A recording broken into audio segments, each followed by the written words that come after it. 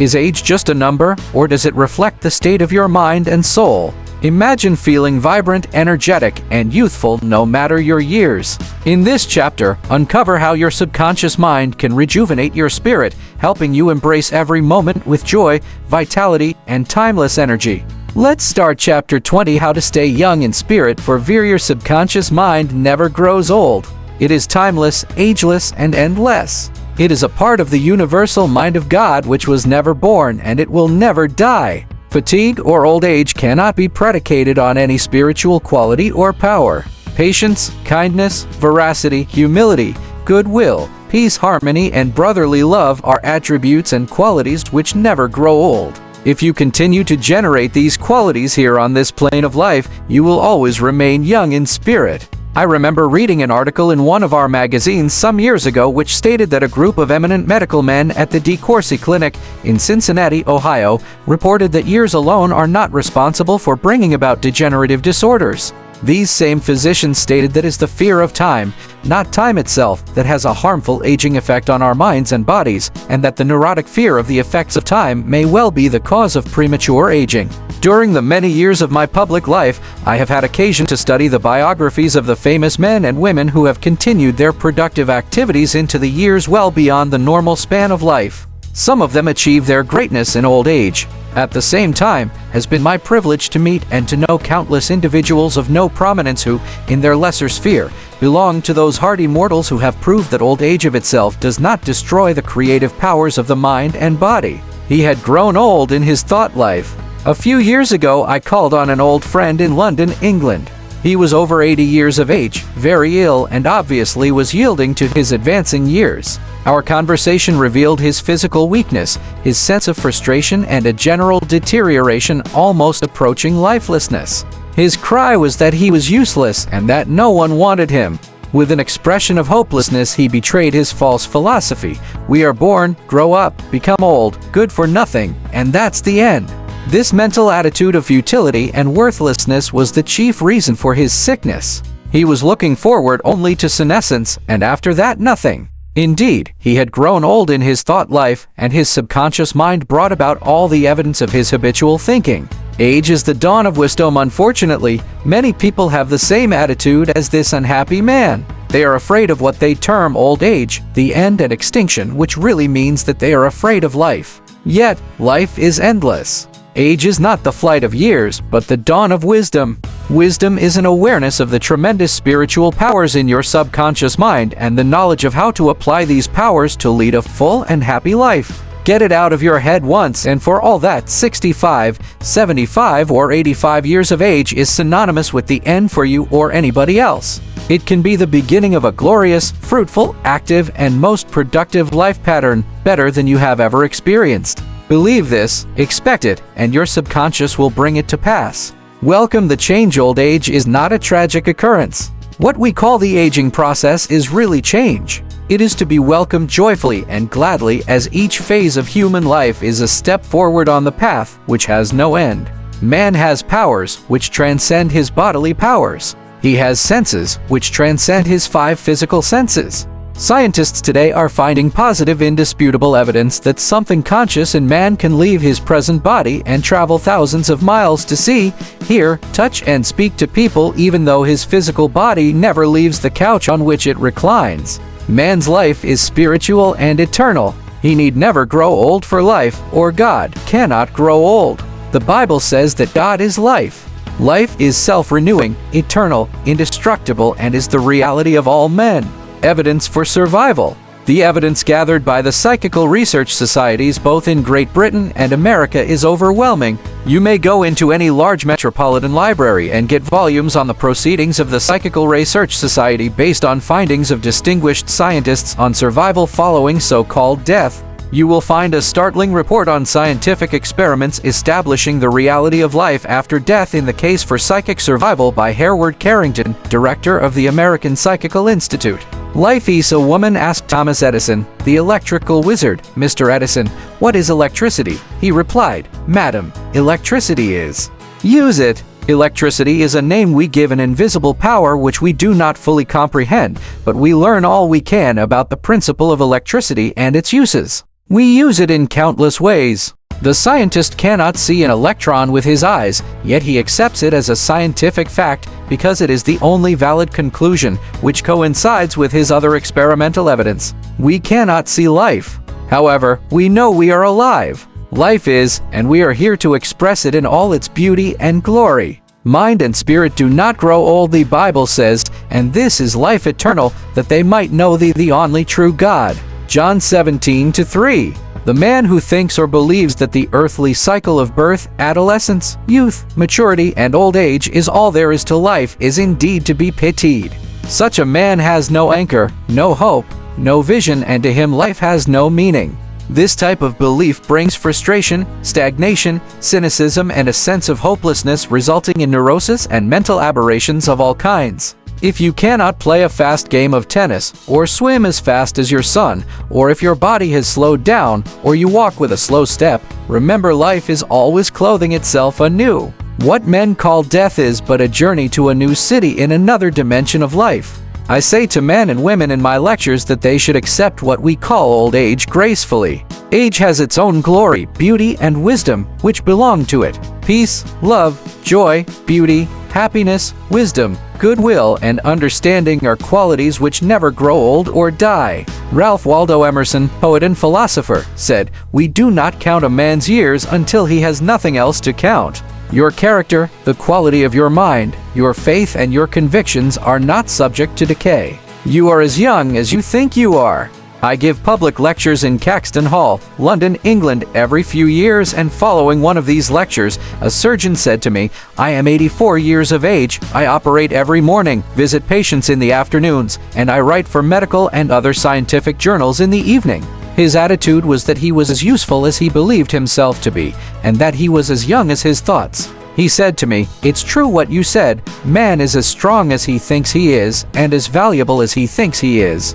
This surgeon has not surrendered to advancing years. He knows that he is immortal. His final comment to me was, "If I should pass on tomorrow, I would be operating on people in the next dimension, not with a surgeon's scalpel, but with mental and spiritual surgery." Your gray hairs are in a set, don't ever quite a job and say, "I am retired, I am old, I am finished." That would be stagnation, death, and you would be finished. Some men are old at 30, while others are young at 80. The mind is the master weaver, the architect, the designer, and the sculptor. George Bernard Shaw is active at 90, and the artistic quality of his mind had not relaxed from active duty. I meet men and women who tell me that some employers almost slam the door in their faces when they say they are over 40.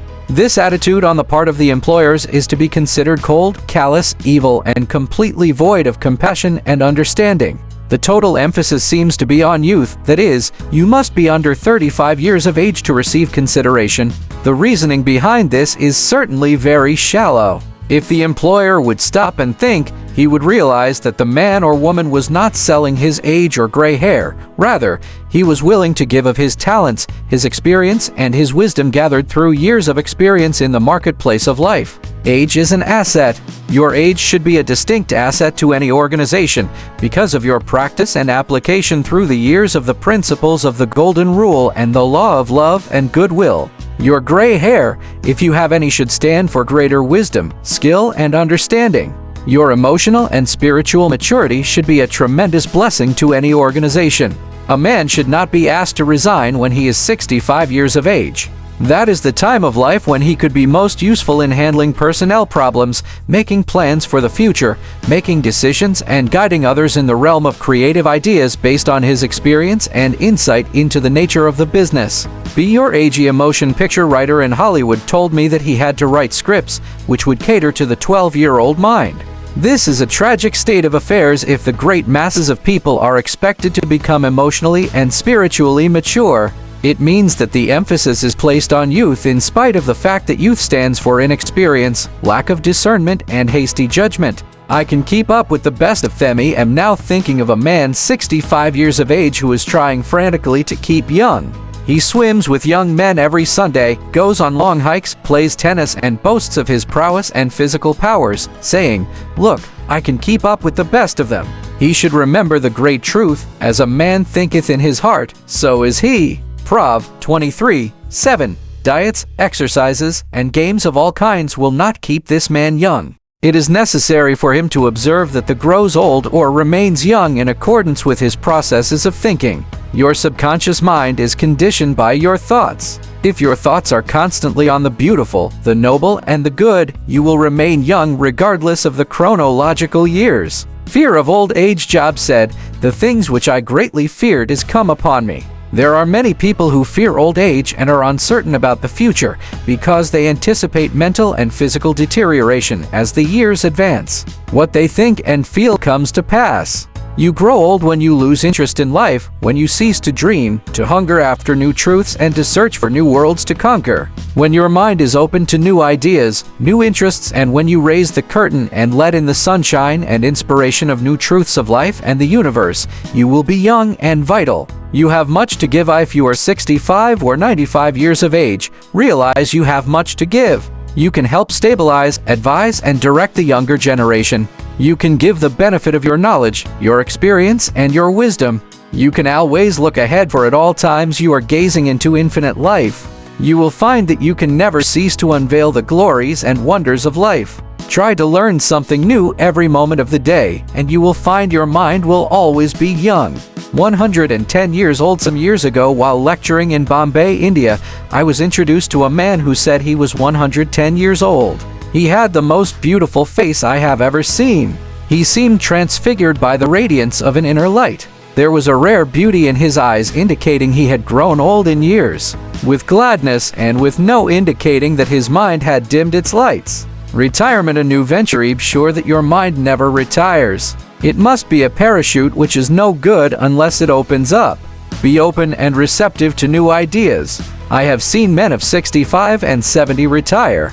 They seemed to rot away, and in a few months passed on. They obviously felt that life was at an end. Retirement can be a new venture, a new challenge, a new path, the beginning of the fulfillment of a long dream. It is inexpressibly depressing to hear a man say, "What shall I do now that I am retired?" He is saying, in effect, "I am mentally and physically dead. My mind is bankrupt of ideas." All this is a false picture. The real truth is that you can accomplish more at 90 than you did at 60, because each day you are growing in wisdom and understanding of life and the universe through your new studies and interest. He graduated to a better job. An executive who lives near me was forced to retire a few months ago because he had reached the age of 65. He said to me, "I look upon my retirement as promotion from kindergarten to the first grade." He philosophized in this manner. He said that when he left high school, he went up the ladder by going to college. He realized this was a step forward in his education and understanding of life in general.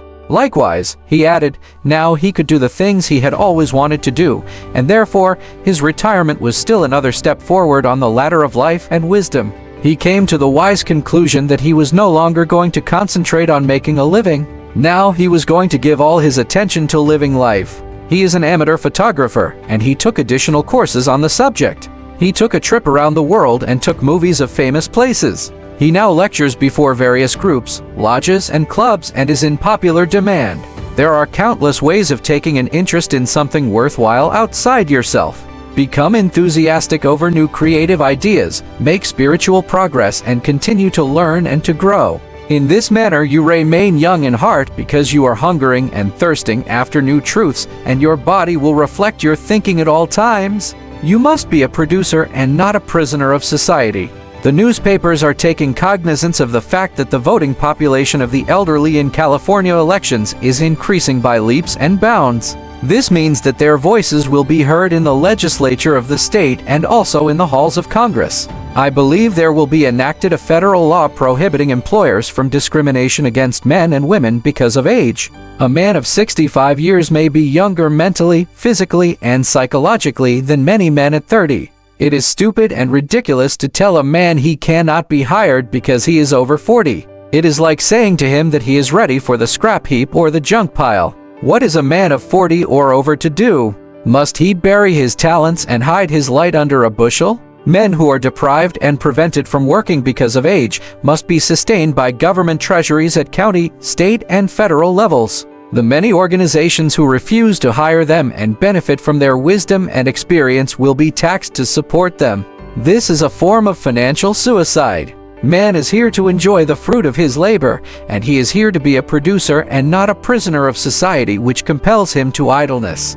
Man's body slows down gradually as he advances through the years, but his conscious mind can be made much more active, alert, alive, and quickened by the inspiration from his subconscious mind. His mind, in reality, never grows old. Job said, "Oh, that I were as in months past, as in the days when God preserved me, when his candle shined upon my head, and when by his light I walked through darkness, as I was in the days of my youth, when the secret of God was upon my tabernacle." Job 29:4, Secret of youth. To recapture the days of your youth, feel the miraculous, healing, self-renewing power of your subconscious mind moving through your whole being. Know and feel that you are inspired, lifted up, rejuvenated, revitalized, and recharged spiritually. You can bubble over with enthusiasm and joy, as in the days of your youth, for the simple reason that you can always mentally and emotionally recapture the joyous state.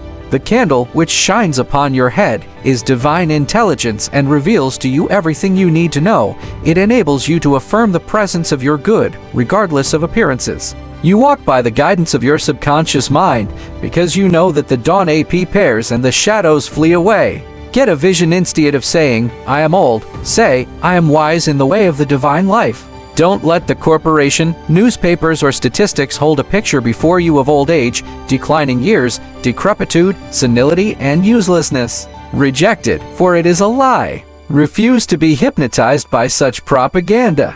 Affirm life, not death. Get a vision of yourself as happy, radiant, successful, serene, and powerful. Your mind does not grow old. Former President Herbert Hoover, now 88 years old, is very active and is performing monumental work. I interviewed him a few years ago in his suite at the Waldorf Astoria, New York City. I found him healthy, happy, vigorous, and full of life and enthusiasm. He was keeping several secretaries busy handling his correspondence and was himself writing books of a political and historical nature. Like all great men, I found him affable, genial, amiable, loving, and most understanding. His mental acumen and sagacity gave me the thrill of a lifetime. He is a deeply religious man and is full of faith in God and in the triumph of the eternal truth of life. He was subjected to a barrage of criticism and condemnation in the years of the Great Depression, but he weathered the storm and did not grow old in hatred, resentment, ill will, and bitterness. On the contrary, he went into the silence of his soul and, communing with the divine presence within him, he found peace, which is the power at the heart of God. His mind active at 99. My father learned the French language at 65 years of age and became an authority on it at 70. He made a study of Gaelic when he was over 60 and became an acknowledged and famous teacher of the subject. He assisted my sister in a school of higher learning and continued to do so until he passed away at 99. His mind was as clear at 99 as it was when he was 20. Moreover, his handwriting and his reasoning powers had improved with age. Truly, you are as old as you think and feel. We need our senior citizens. Marcus Porcius Cato, the Roman patriot, learned Greek at 80. Madame Ernestine Schumann-Heink, the great German-American contralto, reached the pinnacle of her musical success after she became a grandmother. It is wonderful to behold the accomplishments of the oldsters. General Douglas MacArthur, Harry S. Truman, General Dwight David Eisenhower, and American financier Bernard Baruch are interesting, active, and contributing their talents and wisdom to the world. The Greek philosopher Socrates learned to play musical instruments when he was 80 years old. Michelangelo was painting his greatest canvas at 80. At 80, C.O. Simonides won the prize for poetry, Johann von Goethe finished Faust, and Leopold von Ranke commenced his History of the World, which he finished at 92. Alfred Tennyson wrote a magnificent poem, Crossing the Bar, at 83. Isaac Newton was hard at work close to 85. At 88, John Wesley was directing, preaching, and guiding Methodism. We have several men of 95 years who come to my lectures, and they tell me they are in better health now than they were at 20. Let us place our senior citizens in high places and give them every opportunity to bring forth the flowers of paradise. If you are retired, get interested in the laws of life and the wonders of your subconscious mind. Do something you have always wanted to do. Study new subject and investigate new ideas. Pray as follows. As the hart panteth after the water brooks, so panteth my soul after thee, O God. The fruits of old age. His flesh shall be fresher than a child's, he shall return to the days of his youth. Old age really means the contemplation of the truths of God from the highest standpoint. Realize that you are on an endless journey, a series of important steps in the ceaseless, tireless, endless ocean of life. Then, with the psalmist you will say, "They shall bring forth fruit in old age, they shall be fat and flourishing." Psalm 92:14. But the fruit of the Spirit is love, joy, peace, patience, gentleness, goodness, faith, meekness, temperance. Against such there is no law. Galatians 5:20-23. You are a child of infinite life, which knows no end, and you are a child of eternity. Profitable pointers 1. Patience, kindness, love, goodwill, joy, happiness, wisdom, and understanding are qualities which never grow old. Cultivate them and express them and remain young in mind and body. 2. Some research physicians say that the neurotic fear of the effects of time may well be the cause of premature aging. 3. Age is not the flight of years, it is the dawn of wisdom in the mind of man. 4. The most productive years of your life can be from 65 to 95.